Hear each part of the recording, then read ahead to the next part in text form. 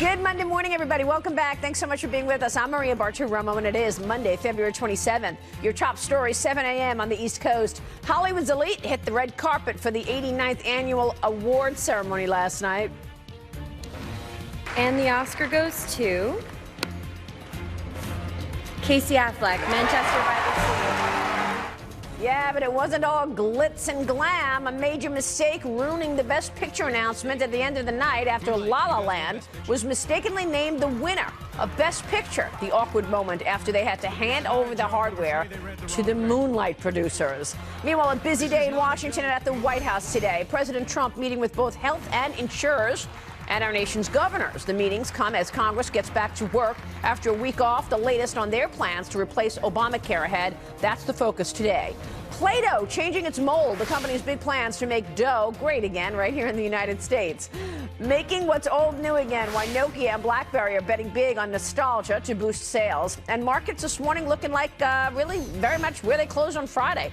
We are coming off on an 11th straight record high close for the Dow Jones Industrial Average. 11 straight ending on Friday. We're looking at a fractional decline this morning, but anything can happen, of course, because that's how the last couple of days have started and ended it with record highs. In Europe this morning, markets are mixed. Take a look at the markets with the FT 100 and the DAX index up, but the CAC current lower. In Asia overnight, stocks were lower across the board. Fractional moves here. Japan, worst performer, down about 1%. And the future takes flight. How you can soon get behind the wheel of the first certified commercial flying car ever.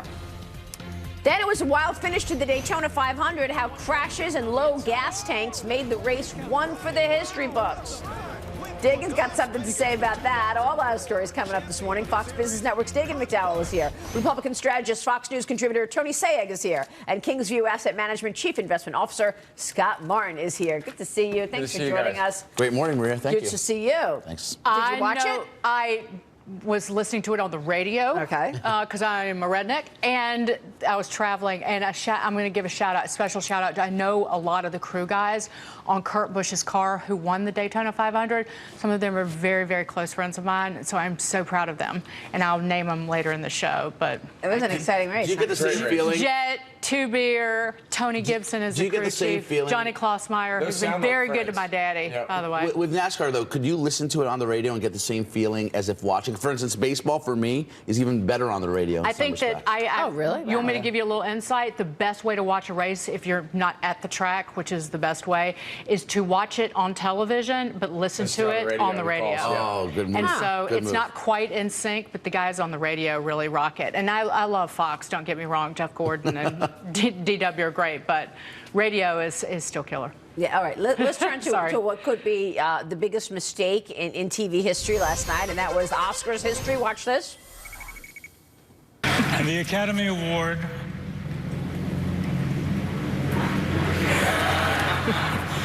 for Best Picture. You're impossible. Come on. La La Land. Warren, what did you do?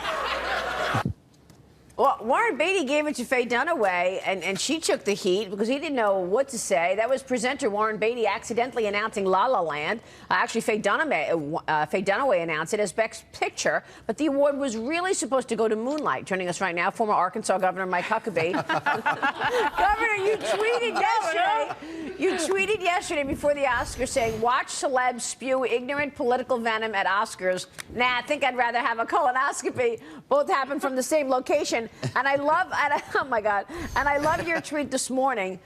You say it's Russia's fault. Yeah, Russia hacked the Oscars and got into the whole system. And the other thing that happened was the Academy members were not required to show a photo ID when they voted. So the whole thing is just all screwed up, and that's all people are going to be talking about. Do you know, the good news for Donald Trump in all of this is they're not talking about the stuff they said about him. They're talking about the implosion of the Oscars because of the way that they announced the Best Picture. Yeah, that was pretty funny stuff. Not so funny, though, for Moonlight, but it all ended the way it was supposed to end. Let me switch gears and ask you about what's going on in Washington, Governor, because we had a great interview with Stephen Mnuchin, the Treasury Secretary, over the weekend, who really detailed tax reform, repeal and replace as the priorities right now. But we're waiting to hear from the president on this tomorrow night, and we're waiting to see the president's budget in just a couple of weeks. That's going to tell us everything. Well, it is, but I really hope that what the president does is pull the trigger on the tax issue immediately. Cut that corporate tax rate to 15%. There's a lot of hope, a lot of anticipation, even giddiness in the business community, especially small business, about the simplification and the lowering of tax rates so that people can start investing, putting people to work, buying inventory, and doing stuff. But they need to do it big, bold, and quick. I hope the Congress, right now it's a Republican Congress, let's not fight over this. Bring the tax rate down to 15% on the corporate level. Watch the economy just explode into something terrific. And I think then it's off to the races from there. Let me ask you about that, because Tony Sayegh, a lot of people thought that, Obamacare wasn't going to be the priority ahead of tax reform. Why is it that Obamacare is number one? And I know Steve Mnuchin said they're both important. Well, they're both important, but they are both. Yeah. You just have to remember, and I think the governor would agree, Obamacare and its repeal will be a massive tax cut for most Americans, particularly the middle-class Americans, who are paying an exorbitant cost for the funding and businesses that will basically have this immediate relief. Then, after you get Obamacare dealt with, you can focus on the tax cuts, both corporate and individual, and the governor shared some rates that sound exactly where I think people want to go, certainly on the Republican side. But then you have the tax reform, and that's where you get into the expensing side of things and other things that will also help generate economic growth, which again is the priority. Governor, when are they going to drop that notion of, oh, okay, great, you're going to have a tax cut, it's got to be revenue neutral, it's got to be paid for? We've been through this for the last 8 years. Everything's got to be, everything's paid for, right? I mean, we had PAYGO for a while. We had not really. The debt doubled. Oh, well, exactly. $20 billion but Dagan, wasn't that the rhetoric? I mean, Governor, when are they going to give that up with respect to saying, let's actually do a tax cut, let it work its magic, anticipate growth, give it up, though, with and then $20 move trillion on? in debt? Governor, we're talking about paying for tax cuts, and Dagan, I mean, they're talking about a border tax raising $1.1 trillion over 10 years. That's one way to pay for it. That's the point. But then on the other side, you hear Art Laffer saying, "Don't worry about the revenue," which is what you're talking about. I do want to point out one thing in terms of the politics of all this and the repeal and replace on Obamacare. I've had private conversations with people from both sides of the aisle, both Democrats and Republicans. They're worried. They're worried about what they put in place, because you've had President Trump go out, and I'm interested to see what he says in that address to the joint session of Congress tomorrow, where he says your coverage is going to be better and your prices are going to be lower, which is so difficult to obtain. You can have a better health insurance system than Obamacare delivered to the American people, but are you really going to drive prices down for everybody? Are you really going to provide better health care coverage? That is a very, very tough slog. Yeah. That's why they can't agree on it, Governor. Right. Well, one of the things I think needs to happen is to recognize that unpacking Obamacare is going to be far more complicated than the tax cut. The tax cut can be enacted pretty simply, and the effect is immediate, and it's going to be bold. With Obamacare, you're looking at a bill that was over 2,000 pages, and the Democrats who voted for it admitted they didn't even know what was in it. So unwinding all of that is a lot more complicated than just simply saying, let's repeal. A lot of people won't even know the impact until they feel it. So that's why I believe you put tax reform on the table first. That's easy lifting. It's low-hanging fruit. Knock that out. Stimulate the economy, which is what it does. And then you start getting after Obamacare and making sure that as you extract yourself from it, you're not hurting people who did get health care for the first time, and you're making it affordable for the people whose rates have gone sky high. Is that going to be enough by having the real impact in 2018, knowing that you've got the 2018 congressional races coming up? Is that going to be enough time to actually impact the economy? Because I don't know about you guys, but I'm not feeling like this is going to be retroactive to 2017. Am I wrong about that? Well, from my perspective, Maria, I think if you do the tax cut, the effect is immediate. It's going to be instantaneous, because you've got a lot of companies, big and small, sitting on capital who don't spend it because they don't know what the consequences are going to be on both the regulatory and tax side. They have some assurances now that the regulatory environment is going to be better, but give them that other arm, the tax arm, And suddenly you're going to see a lot of people turn loose of capital because they can. You'll also see foreign investment coming back into the United States. We chased every bit of the foreign investment away. Why would you come to America with the largest tax rate for corporations in the world? Nobody's going to do that if they can avoid it. Well, and I think that's some of the groundwork that's being laid, Governor, with the meetings in D.C. I love these meetings. I got to admit to you guys, when President Trump sits down with these CEOs, and they come out or they take a film of him signing some certain things. I mean, I think of the Intel deal that he did with the plant in Arizona. I mean, all the impacts and some of the body language from the CEOs actually coming to D.C. and leaving happy. Yeah, but let me just point this out. You know what this is not? You know what these meetings are not? They're not photo ops, okay? Right. So for the last 8 years, we've been seeing photo ops. These guys and these gals are walking out of the White House. They're going to podiums or microphones, and they're saying, yeah, I'm going to change my plans. I'm going to actually move a factory. Yeah. I'm going to actually create jobs in the United States. That's not the case that we saw in the early days of the Obama administration when there was all these photo ops. I think the big shocker for a lot of them, most of them probably did not vote for Donald Trump. I mean, all those tech guys, they didn't. A lot of the folks, I doubt Jeffrey Immelt voted for Donald Trump. But they go into those meetings, and when they get there, they realize that the Donald Trump who goes to the podium and rallies the masses is also the Donald Trump who's run a big organization. He's a CEO, he's an executive, and he treats them with a sense of, look, we all understand how this works. And they walk out saying, this guy's a serious president, because he is. And he's getting serious things done. It's just that some people aren't deep enough to understand that what he's doing, he's balancing what he's saying to the masses to keep them going. But he's also in the weeds of changing this country brick at a time. And I think it's very significant that he's having the meetings with people who didn't vote for him.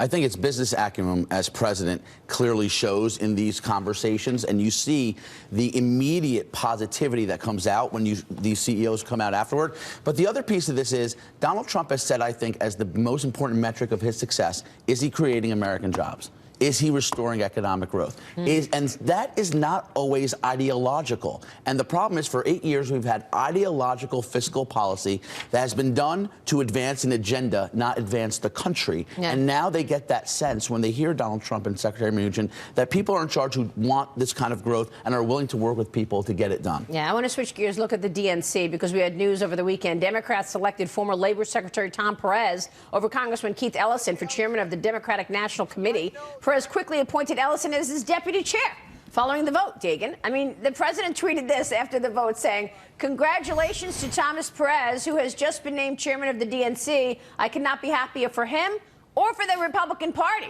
What do you think about that?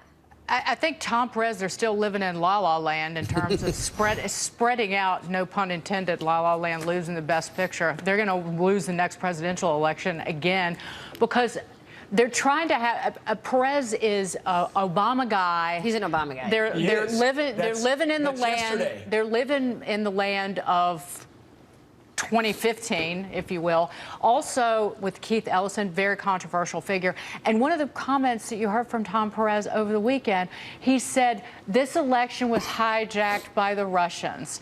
They're still spinning that lie from a year ago. Totally dancing in yesterday's moonlight, if you will. Until you, until you start living in the real world where the Democratic Party has alienated people living between Washington, D.C. and Los Angeles, you're not going to win anything, not even in the midterm. Governor, and I would say Perez's biggest problem wasn't that he was an Obama guy, he was a Hillary guy, and that was losing formula. But Governor, big money. Did the Democrats have a good option? I mean, on the one side you have the relic of the failed establishment in Perez, and on the other side you had Ellison, made many anti-Semitic remarks throughout his career, aligned with the Nation of Islam, hyper-progressive, part of the Warren Sanders axis. I don't think that was necessarily the direction the country suggested Democrats should go to reach middle America. What were their options, if not Perez? Well, let me make a prediction for you. Write this down on the set, Maria, because a year from today, the Oscar for Best Picture is going to be given to the Democratic National Committee for their new documentary film, Left and Lefter, because that's what they're doing. They just keep moving further and further to the left and away from the bulk of American workers and American people who don't want the country to become a socialist monolith. And I don't think they still get it. So, yeah, I'm kind of with Donald Trump. Congratulations. This is good news for the Republican Party. Yeah, it's when it was first revealed that Tom Perez won it, half the crowd went nuts. They were so upset. So then he names Keith Ellison as his deputy. It's the same thing. So again, they're not listening to what the people want, and that is economic issues, jobs, opportunities. But instead, they're going toward a much more left agenda, Governor. Well, they are. And again, as I say, they're just moving away from what the people are looking for. What you said a moment ago is exactly right. What Donald Trump's talking about is jobs. What the Democrats are talking about is bathrooms. And I don't think American people could be more clear that they're a whole lot more interested in where they work than where they go to the bathroom. You're and right. that's what is going to cause Republicans, if they focus on it. What I worry about Good insights. is that Governor, the congressional thank you. Republicans get smart. Always a pleasure Take care. to see you, Governor. Thank you. We'll be right back.